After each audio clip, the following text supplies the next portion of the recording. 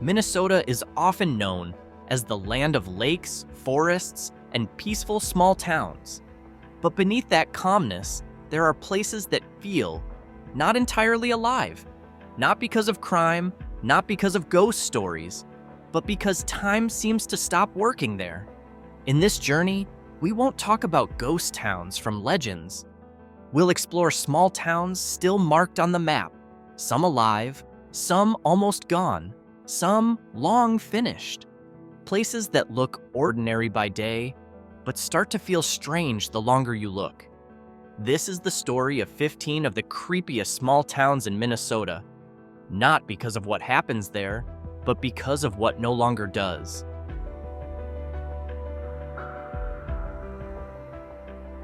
On a list of creepy small towns, Waite Park feels like an odd case. There are no abandoned buildings, no empty streets, and no signs of a dead town. Waite Park is alive, too alive. But its unease comes from something subtler. Waite Park barely has a town identity. There's no clear downtown, no historic public spaces, and most areas seem built to pass through, not to stay in. Many people come, but few seem to settle emotionally. Historically, Waite Park grew fast after post-World War II suburbanization. Before that, it was mostly farmland and wetlands. The city grew quickly, but without layers of stories. On the other hand, it does have a major historical site, Quarry Park and Nature Preserve, once a granite mining site active since the late 1800s. Granite from here was used in big Minnesota projects. Now, the area is a public park, a trace of the past, isolated from the city's commercial life.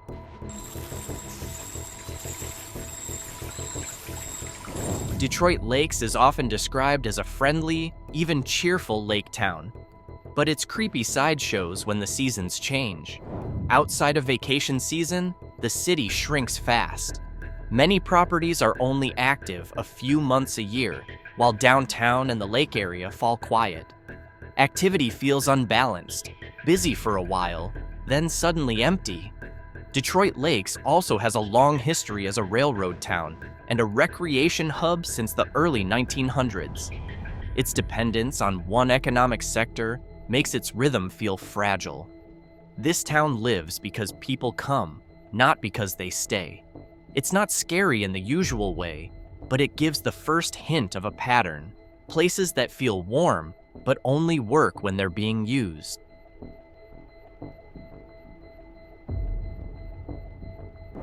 From Detroit Lakes, heading north takes us to Park Rapids, a small town known as a gateway to Minnesota's northern lakes and forests. Functionally, Park Rapids is alive. It serves tourists, cabin owners, and nearby rural communities. Outdoor shops, local diners, and seasonal events keep the town moving. But Park Rapids relies heavily on the seasons. When summer ends and snow arrives, the town's rhythm slows sharply. Many businesses close earlier, traffic thins out, and downtown streets feel too wide for the number of people. The town isn't dead, but it clearly shrinks. Historically, Park Rapids grew as a logging trade center before shifting to nature tourism. This change kept its identity alive, but fragile.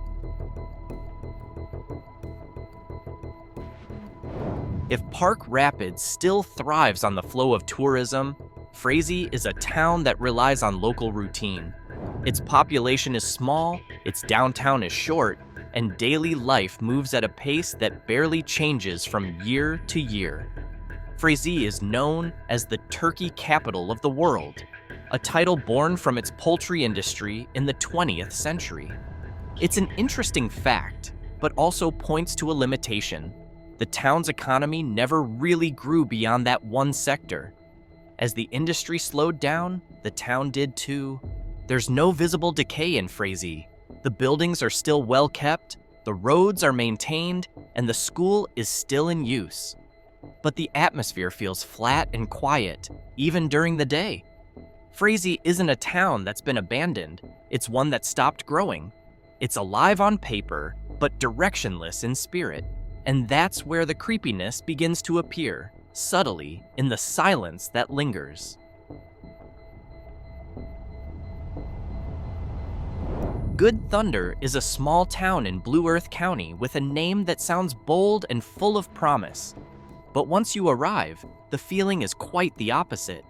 The town is quiet, very quiet. Its population is small, the downtown is simple, and daily life moves along with little change or disruption. Historically, Good Thunder developed as a farming community. Even today, that role has barely changed.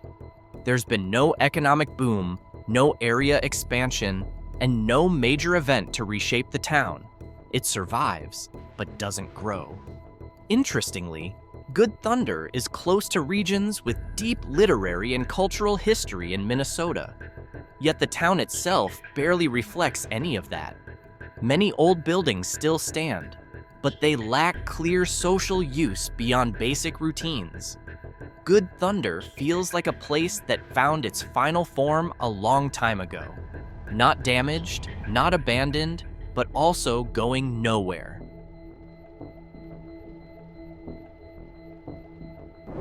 If Good Thunder feels like a town that stopped moving, Hill City is the next stage, a town starting to lose the core that keeps it alive. Located in Itasca County, Hill City sits farther north, in a forest region once supported by the logging industry.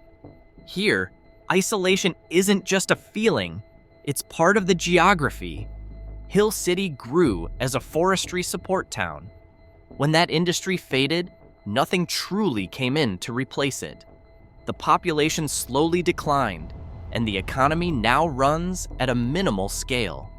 Many old buildings still stand, but most are underused, making downtown feel larger than the life that remains.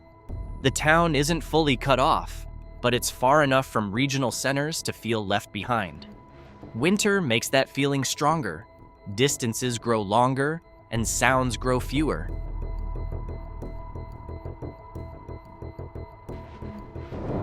After Hill City, the journey takes us to a place often described as a ghost town.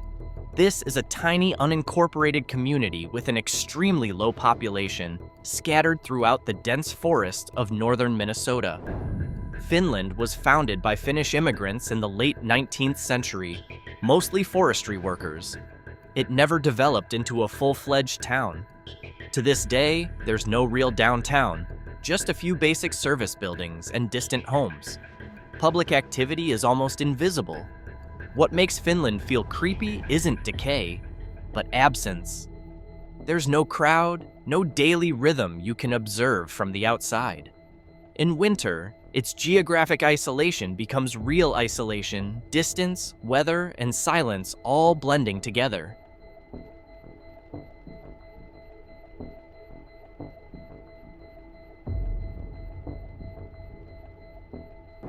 Mallard is an example of a ghost town that has almost completely disappeared from daily life in Minnesota. Located in Clearwater County, the town briefly grew in the early 20th century as a logging settlement. When the logging stopped and the rail line was removed, Mallard collapsed quickly, leaving buildings, then only traces. Today, there's no real town left. What remains is the rural landscape around it. Open land, cornfields belonging to local farms, and wetlands often used for seasonal duck hunting. That activity isn't part of Mallard. It's how the area continues to be used after the town itself died. And it's that contrast that feels unsettling. Nature and human activity still move around Mallard, while the town itself stopped long ago. There's no center, no population, just space that functions again, without a community. After Mallard, which has completely ended, Louisburg brings the next stage. A town that never truly vanished, but also no longer really functions. Louisburg is an unincorporated community in Waite County, western Minnesota, with no town government, no administrative center, and no visible public life. Louisburg started as a small farming community in the late 19th century. Like many towns of its kind, its survival depended on local activity and the surrounding rural network. When the population declined and services were pulled, Louisburg didn't collapse. It simply shrank to its minimum. What remains are a few buildings, country roads, and a name still printed on maps. There's no dramatic ruin here. What you feel is what's missing. Louisburg isn't a ghost town, but it's not a living town either.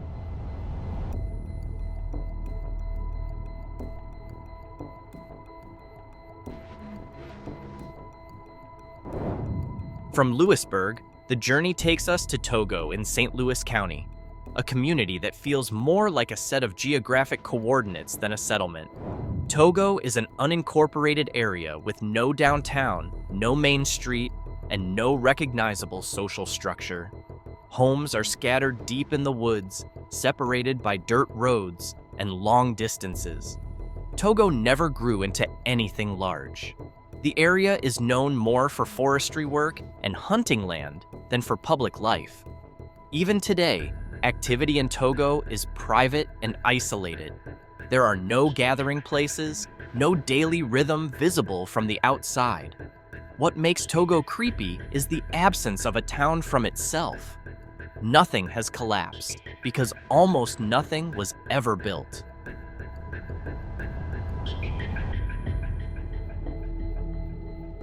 Traveling to Gheen feels like stepping into a town that lost its reason to exist. Located in St. Louis County, Gheen was once an iron ore mining community in Minnesota's Iron Range. The town lived because of the mine, and it stopped when the mine did. Gheen grew in the early 20th century as a worker settlement. When mining shut down, no new industry came to replace it. The population slowly disappeared, public services were withdrawn, and the town's function nearly collapsed. Today, Gheen is often labeled a near ghost town, still listed on maps, but barely functioning as a community. Most old buildings are gone or in disrepair. Roads remain, but lead to no real social life. What's left is a post-industrial landscape and a long, heavy silence.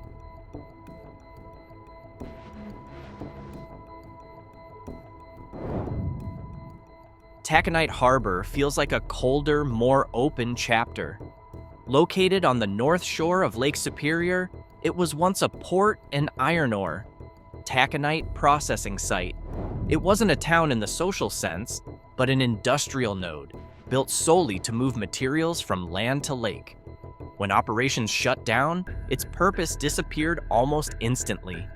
No population remained because there was never much of a community. What's left are empty industrial buildings, concrete structures, and a shoreline that has fallen quiet again. The vast, cold waters of Lake Superior only add to the sense of disconnection. Taconite Harbor feels creepy not because of dramatic decay, but because it lost its purpose. This was once a place with a specific function. Now, it serves none. On this journey, Taconite Harbor marks the point where people left, and the industrial landscape stands as a brief record of a forgotten need.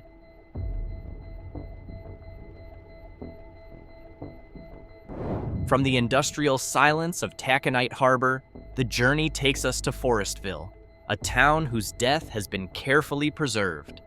Located in Fillmore County, Forestville is a historic ghost town now part of Forestville/Mystery Cave State Park. Unlike the previous towns, Forestville didn't fade. It ended clearly. Founded in the mid-19th century, Forestville was once a regional trading center with shops, lodging, and steady economic activity. But when the railroad chose a different route, the town lost its purpose almost overnight. Residents moved away, businesses closed, and Forestville was abandoned quickly. Today, its wooden buildings still stand, maintained and quiet. There is no modern life here, only structures frozen in time. After Forestville's preserved stillness, Manganese brings a far quieter version. Located in Itasca County, Manganese is a former mining town whose presence is now barely noticeable. It grew briefly in the early 20th century when manganese mining seemed promising. Like many other mining towns in Minnesota, its life depended entirely on one resource. When mining stopped, Manganese had no reason to stay alive. There was no trading hub, no major transport line, and no backup role to play.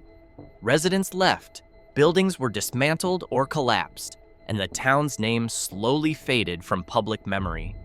Among Minnesota's creepiest small towns, Manganese is unsettling because there's almost nothing left. Just the trace of a place that once lived, then disappeared without leaving anything time could hold on to.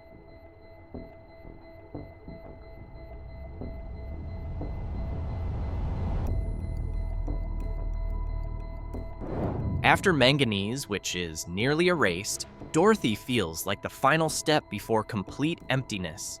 Dorothy is an unincorporated community in Traverse County, western Minnesota, with a population close to zero. It's still officially listed, but barely functions as a settlement. Dorothy began as a small farming community in the late 19th century. It was never a regional center and never grew large. When farms consolidated and younger residents left, Dorothy didn't collapse. It faded away. Buildings were abandoned one by one, public services stopped, and social life disappeared without a clear ending. Today, Dorothy is often mentioned as one of the least populated communities in all of Minnesota.